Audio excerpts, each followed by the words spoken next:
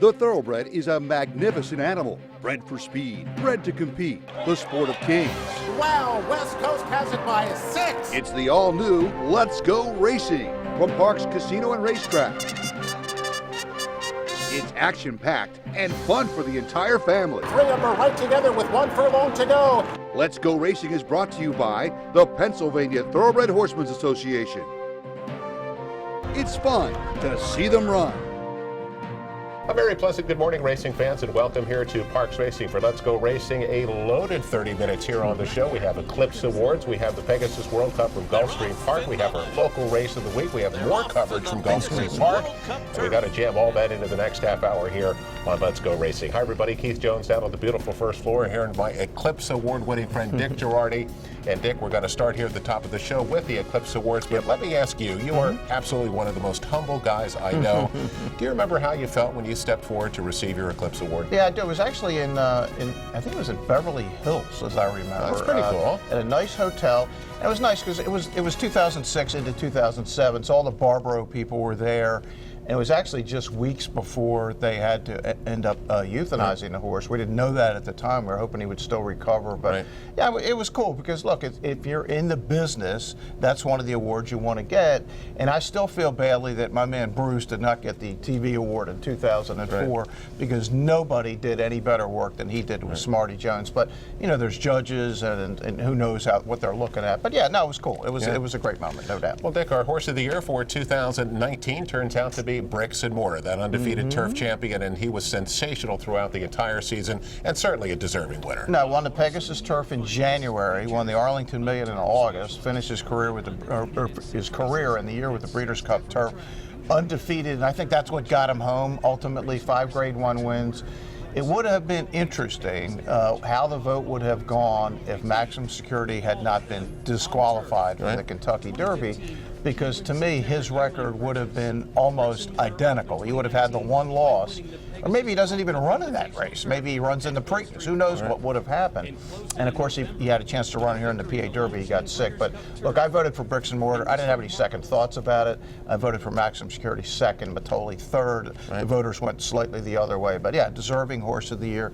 We know, as you were pointing out to me, not that many grass horses have won in the recent history of the Eclipse Awards. Oh, Wise Dan won back-to-back 2012 and 2013, and you pulled it out when I asked you. 1993, Codajon won, but that doesn't happen that often. Now, if it's close, to me, it's a dirt horse, because that's what we do around here. But this year, it really wasn't all that close in the end. And not only did the horse win, but all of the connections won. The owners, the trainer, the jockey, and even the breeder, George Strawbridge Jr.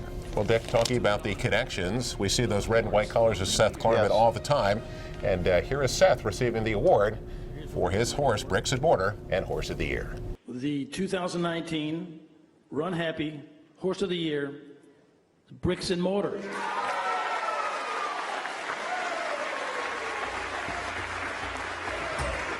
Thank you for this extraordinary honor. I'd like to congratulate the owners, Maximum Security and Matoli, for incredible campaigns. They were all great horses and worthy candidates.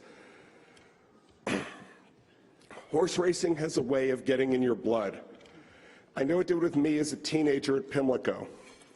I love so much of this sport, the perpetual puzzle of handicapping a winner, enjoying watching a stretch-long battle between 2 equine athletes who wouldn't yield, the anticipation of a top race at an elite meet.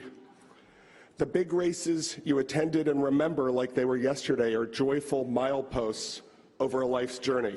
Well, our congratulations to the connections of Bricks and Mortar and Dick.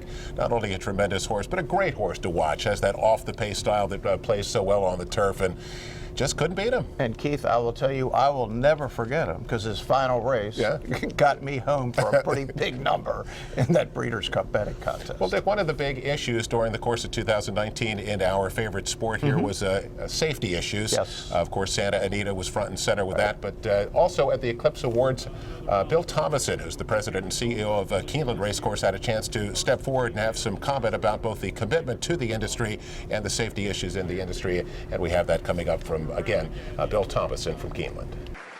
2019's been a difficult year.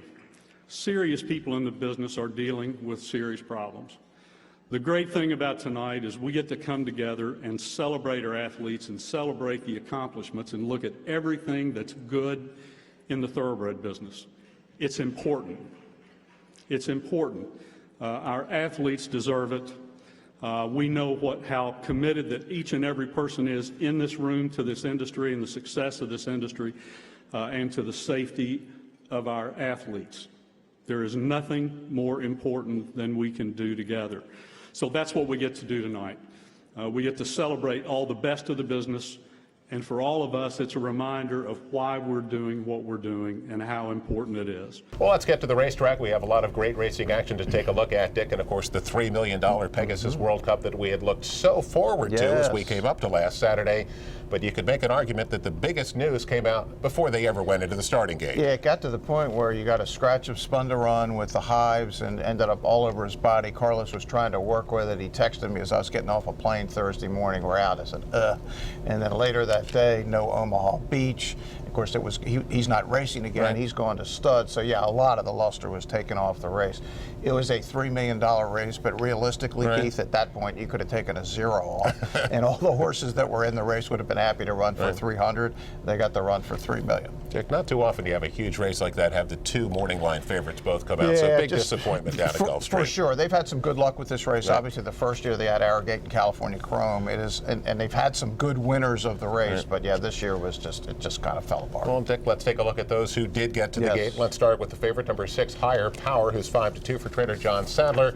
Dick, he really burst onto the scene last fall with a victory in the Grade 1 Pacific Classic. Now, he was awesome in that race. I don't know where that race came from. He never did it before. He hasn't done it since. Everybody's kind of waiting. He missed the break in his last 2, including the Breeders' Cup. And I was a little skeptical because there were some stories about him. He missed some times or others.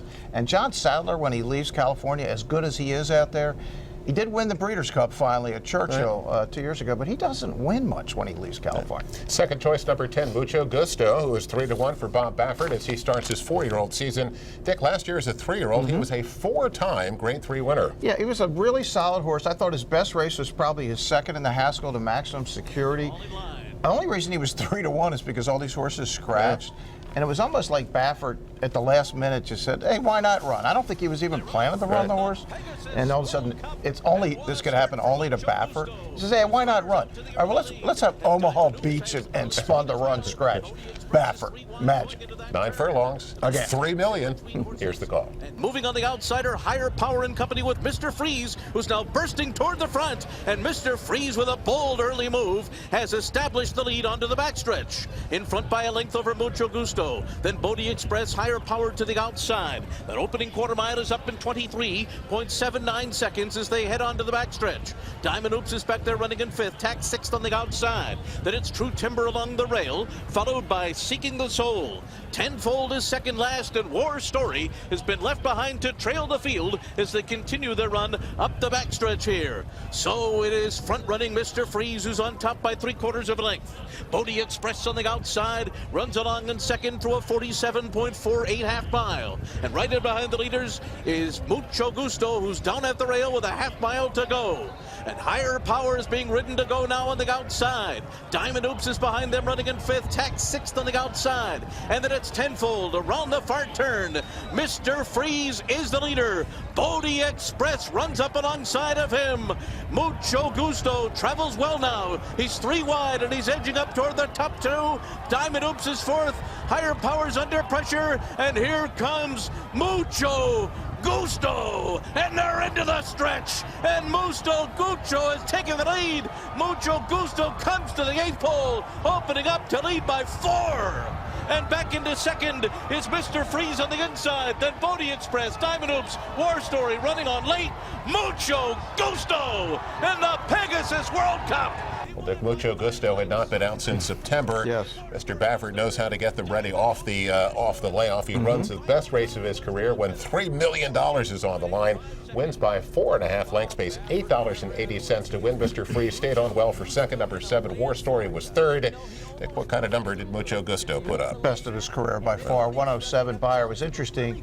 A week before the race, Irad Ortiz, who everybody figures is going to ride Spun to Run, says, you know what, I'm riding Mucho Gusto. And I go, well, what's that all about? Right. Well, maybe Baffert promised he could ride some of the good 3-year-olds, or maybe Baffert just said, hey, you might want to ride this horse because he's going to run a 107 and look like Irad made a pretty good choice when obviously Spun to Run ends up scratching. And Mr. Freeze holds second. And Dick, little shout out for War Story. Yeah, War Story ran well like he often does, not always, but he's an amazing horse. And he is part owned by the nephew of the Band of Brothers man from South Philly. This is John Garnier, but yeah, how about that story? And that's how I don't know if that's how he got involved with War Story or where the name came from exactly. Well, but I'll take third in a $3 million race. I mean, War Story's made a career out of doing that. He just keeps running and running and picking up checks. Dick, let's get to our first break. We come back here on Let's Go Racing. More from the Eclipse Awards. We'll be right back after this. A legendary farm, a global powerhouse, and a small but mighty operation are represented by our finalists for Outstanding Breeder. Looking to join the thrill and excitement of thoroughbred racehorse ownership? Pewter Stable can get you started. With more than 25 years of experience under the leadership of Greg and Kate DeMasi, Pewter Stable is one of the industry's leaders in racing partnerships, winning hundreds of races and millions of dollars at racetracks all over the Mid-Atlantic, including New York. No markup, no management fees makes our partnerships unique and affordable.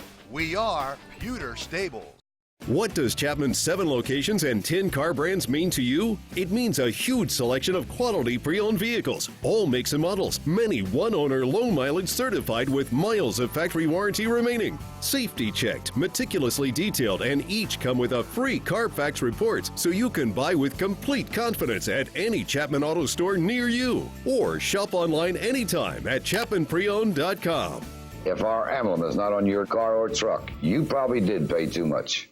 Want to get out of the cold this winter? Well, Parks Racing is just the place to keep you warm and toasty. Parks Racing gives you plenty of live horse racing action all winter long. And yes, it's fun to see them run from other racetracks as well, with plenty of simulcast action from all around the country. It's a front row seat to see the top 3-year-olds prep for the Triple Crown from Gulfstream Park, Santa Anita, and more. So put on your snow boots, grab your coat, and head on over to Parks Racing. It's warm and toasty, and always, it's fun to see them run.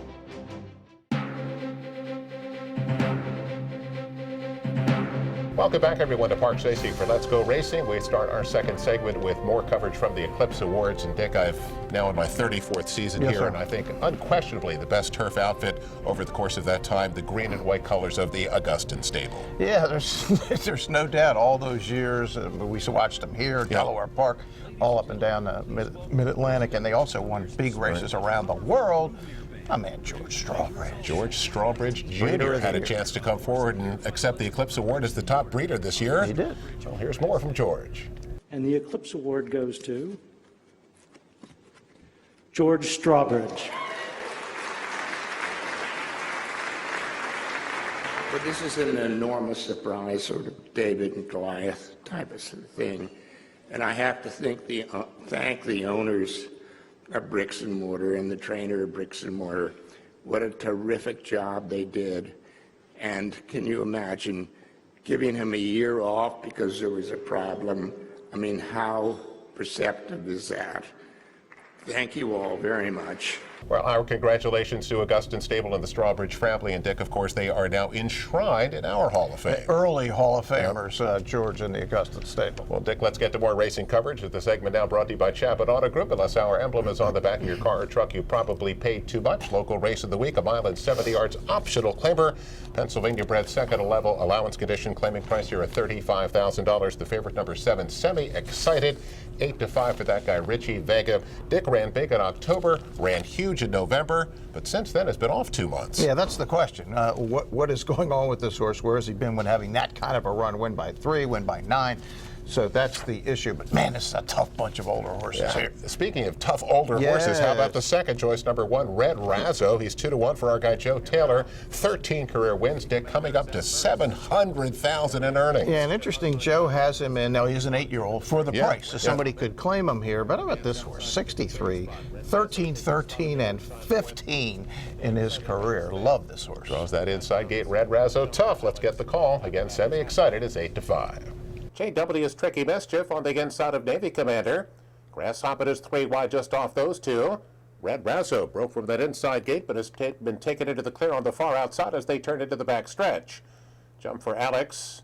Moves up and down with the inside to be fifth, and it's semi-excited. It was on the outside about 3.5 lengths behind at a gap of another 4. The trailer Aspect at the back. So they run to the 4.5. JW's Tricky Mischief just ahead in front of Navy Commander. They're stalked on the outside by Grasshoppin'.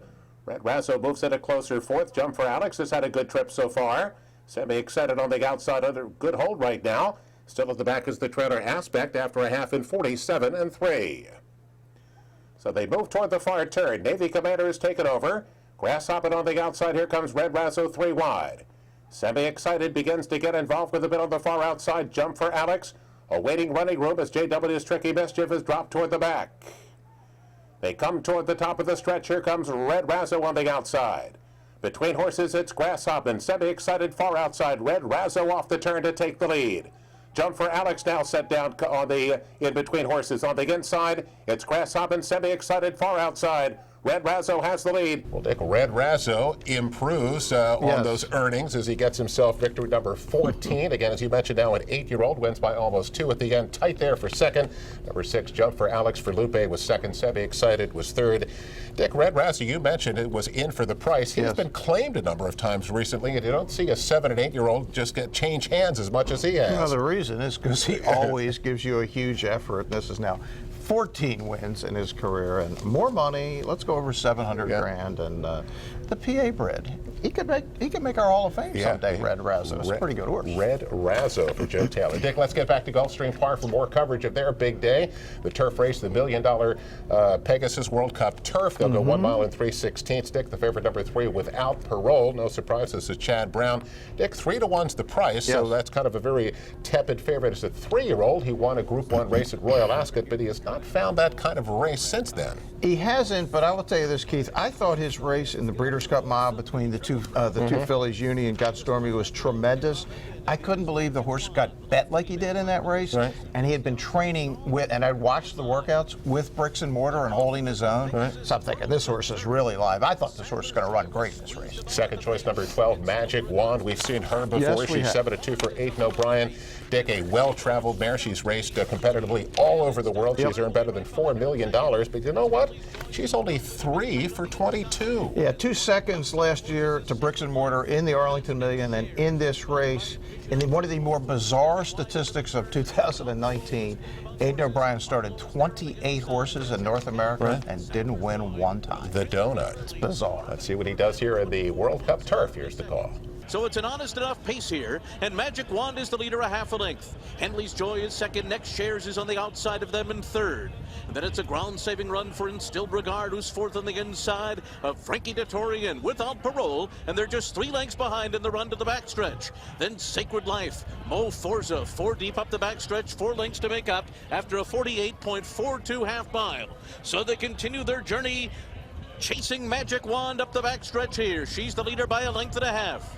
Henley's Joy and Next Shares second and third, Instilled Regard, Without Parole, Mo Forza and Sacred Life just behind them. Then Arklow on the outside of Zulu Alpha, Admission Office in between horses, Channel Cat, and the trailer is Sadler's Joy, and he's only 7 lengths behind as Magic Wand heads around the far turn in front. Henley's Joy confronts her, and now the 2 of them are a neck apart. The Next Shares, Mo Forza to the outside, Without Parole's under pressure, and in between horses as they come toward the top of the stretch here. Magic Wand off the turn in front. Henley's Joy's a length behind her. Then Instilled Regard, Zulu Alpha trying to gain ground up the inside, and Zulu Alpha charges up the rail under Tyler Gaffleone and takes the lead late.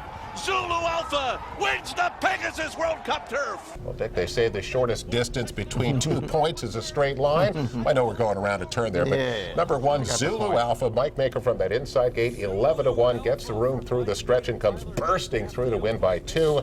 $25.60 to win. Magic Wand runs really well again, but she finishes second.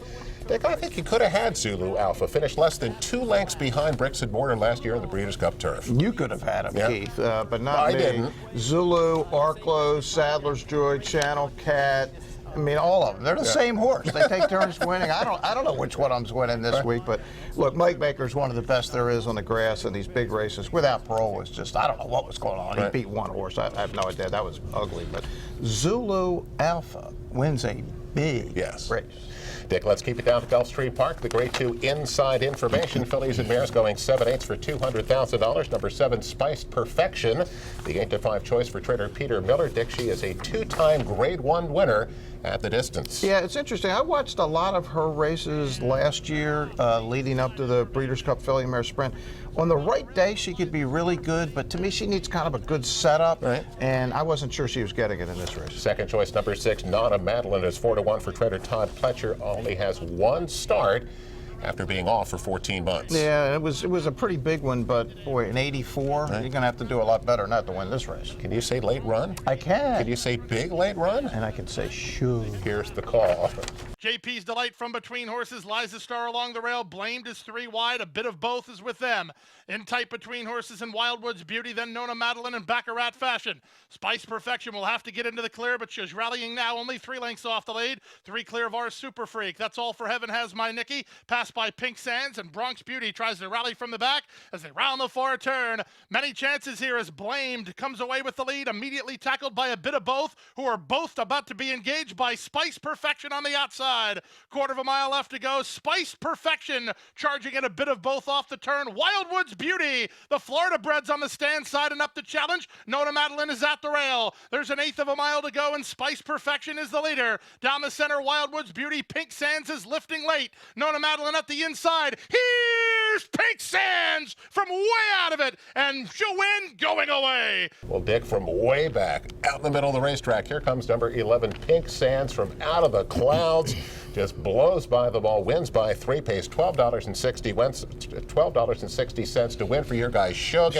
Dick, what a huge performance this was from off the pace. Yeah, got the setup. You don't normally see this kind of a run at Gulfstream Park, but the setup was there. Everything was perfect. Source got a 92, and it's kind of cool that Shug wins the inside information, since that was one of the very best he ever trained. Let's get to our next break. We come back here on Let's Go Racing. Lots more to come. Stay with us. We'll be back after this. Turning for Home is a nonprofit that has provided nearly 2,800 former racehorses with a safe retirement. The program was created through the foresight of the Pennsylvania Thoroughbred Horsemen's Association. We all love animals, and to give back to something that helps us so much, it's a great thing. Responding to the need for a better system that addressed the uncertain future for the retiring equine population at Parks Racing, the PTHA rallied horsemen to support the program. These horses can do anything from hunter jumpers to western to therapeutic riding. Turning for Home became the first on-track retirement program at a year-round racetrack. We want to make sure that our horses that have run so well for us over the years get the great opportunity to get a new vocation. Out of everything that we've done in Pennsylvania for racing, I think that's the thing we can be most proud of. If you would like to help these amazing animals find a great second career and forever home, please give us a call or contact us at turningforhome.org.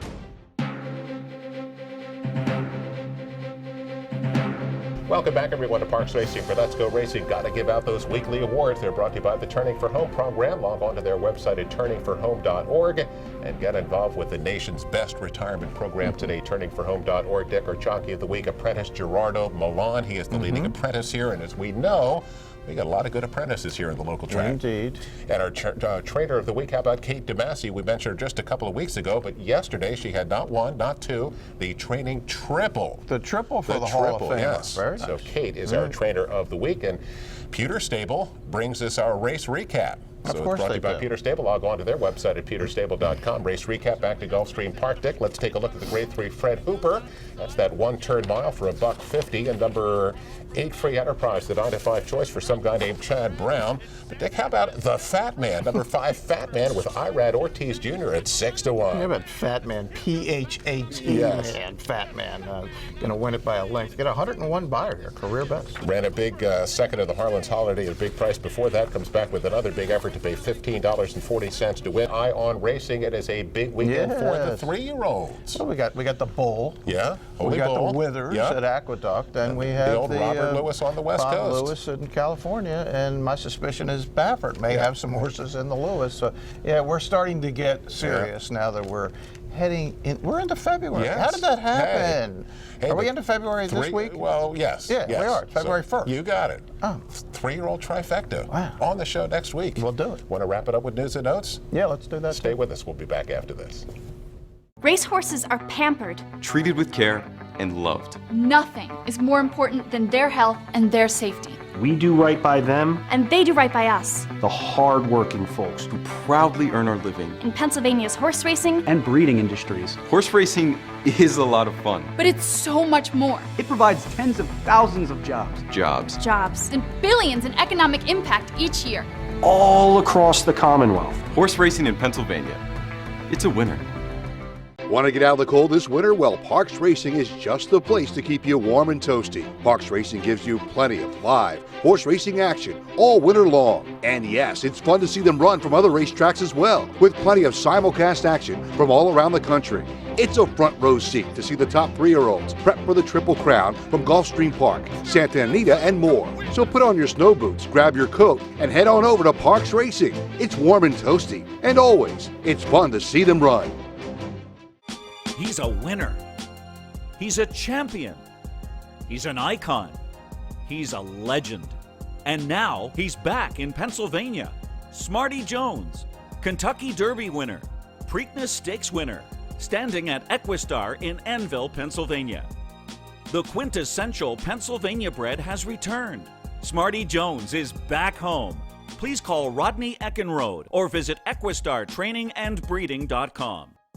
The Pennsylvania Thoroughbred Horsemen's Association is the advocate for Parks Racing's horsemen and has worked hard to secure better lives for the hundreds of trainers and their families that work in the thoroughbred racing industry. Our horsemen benefit from medical coverage, trainer pension plans, and increased purses. Thanks to these horsemen, racing at Parks is the very best, providing entertainment for you and the entire family. The Pennsylvania Horsemen are proud to be part of the community and introduce a new generation of fans to the sport of kings.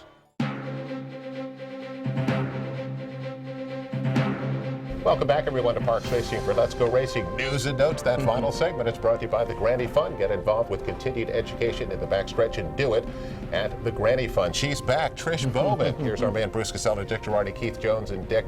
Today, we change our post time back to 12:55, so everybody got to keep note of that. Got that. We now go to our 12:55 post time. And Dick and all of us here on Let's Go Racing mourn the passing of a great owner, Benny Moran. Yeah, one of the legendary horsewomen in the history of the Commonwealth. She owned 1985 Belmont Stakes winner Creme Fraiche. She bred on our farm Unique Bella, the two-time Eclipse Award winner. Hard Spun, one of the great stallions.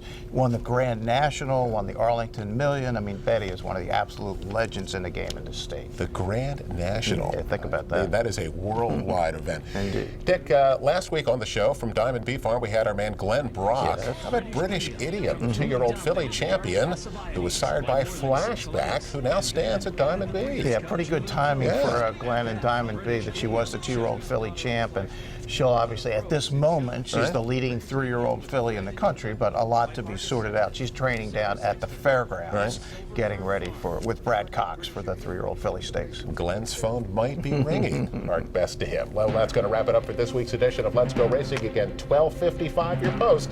We'll see you next week on Let's Go Racing.